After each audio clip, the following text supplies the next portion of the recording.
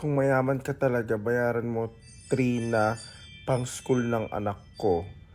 Kasi ayaw po magtrabaho ng tatay nila. Challenge not accepted.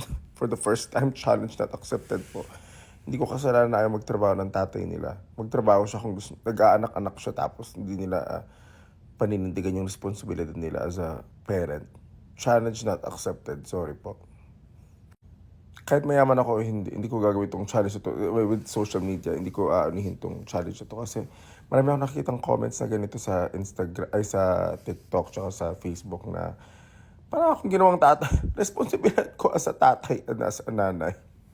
Like, kaloka, huwag kayo mag-aanak please kung hindi nyo kayang panindigan yung responsibilidad ng pagiging parent. Mahirap kaya maging parent. Kahit alam ko kahit di ako parent, kasi feeling ko parent na rin ako dahil ang dami kong pinapakain, pinapaaral. Pero hindi yun eh. Like, kung imbis na ipangsugal mo, ipang bisyo mo, ipang ano mo na lang sa anak mo, di ba? So yun ang masasabi ko. Oh my God. Sabihin mo dyan sa tatay nila ate, magtrabaho para bayaran yung pang anong whatever ng kailangan mong gastusin sa school ng anak mo.